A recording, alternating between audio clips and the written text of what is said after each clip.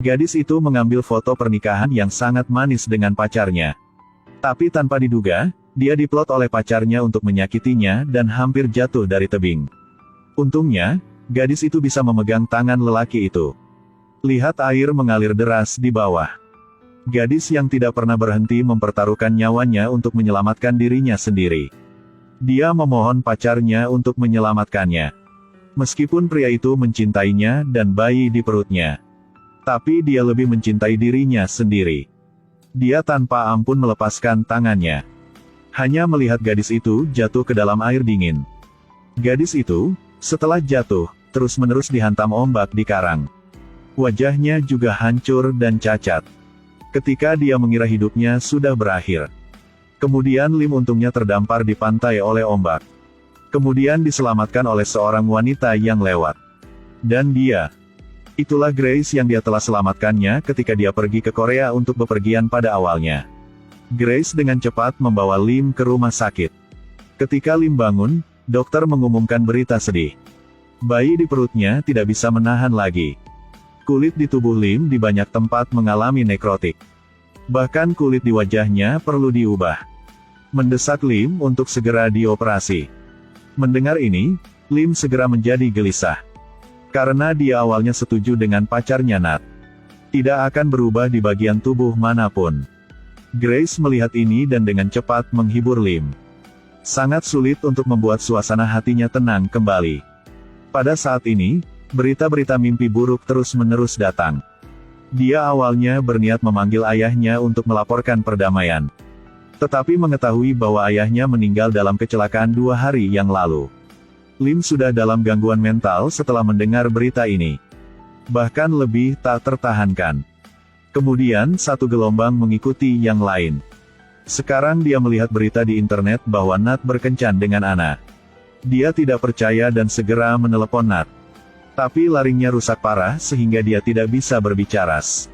Pada saat ini, Ana tepat di sebelah telepon meminta Nat untuk segera menutup telepon. Minta Nat untuk membiarkannya mencoba gaun pengantin. Setelah mendengar ini, Lim akhirnya putus asa.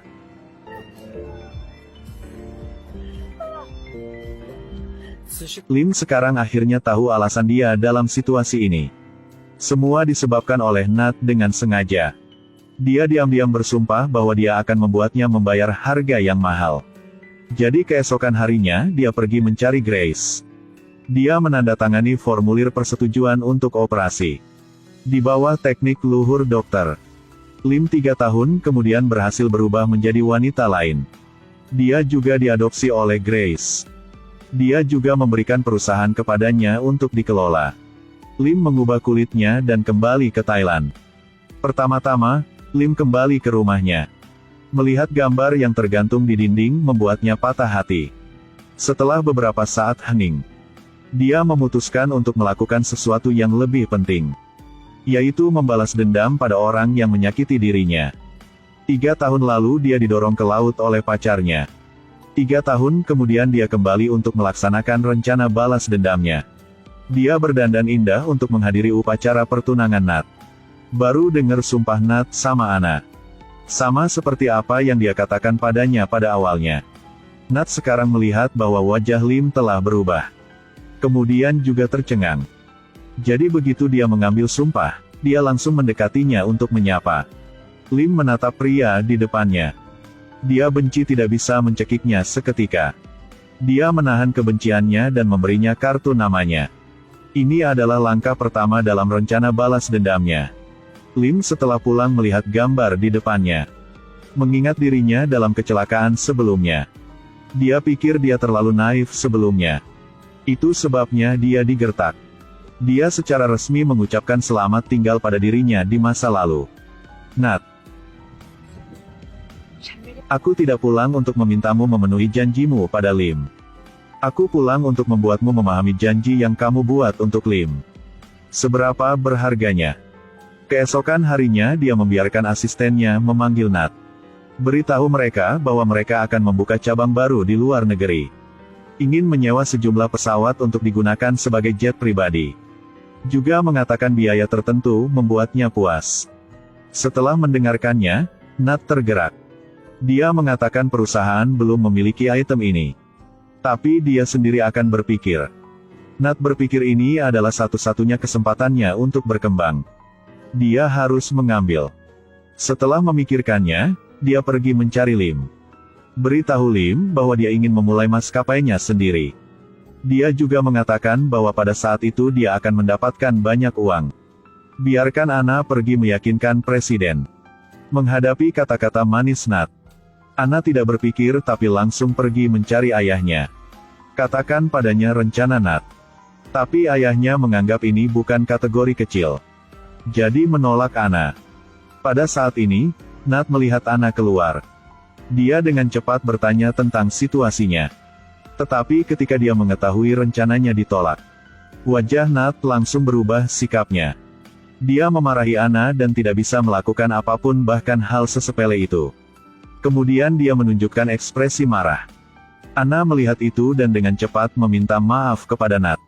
Mengatakan bahwa dia perlahan akan meyakinkan ayahnya. Dia menyuruh Nat untuk jangan terburu-buru. Hari berikutnya Lim mengadakan konferensi pers. Temukan perusahaan yang memiliki potensi untuk bekerja dengannya. Ketika Nat melihat itu, dia tahu dia tidak bisa menunggu lagi. Jadi ambil kartu namanya dan panggil dia. Katakan dia ingin bekerja sama dengan perusahaannya. Dan inilah yang diinginkan Lim. Jadi malam itu Nat pergi mencari Anna. Langsung lakukan trik memalukan dengannya. Katakan menginginkan melakukannya seperti itu. Hanya ingin semua orang melihat. Dia tumbuh ke titik ini berdasarkan kekuatannya. Dia hanya seorang pria yang ingin membuktikan dirinya sendiri. Untuk menunjukkan untuk istrinya tercinta. Ini sangat layak. Setelah mendengar ini, Anna meneteskan air mata. Jadi keesokan harinya dia datang untuk mencari ayahnya lagi.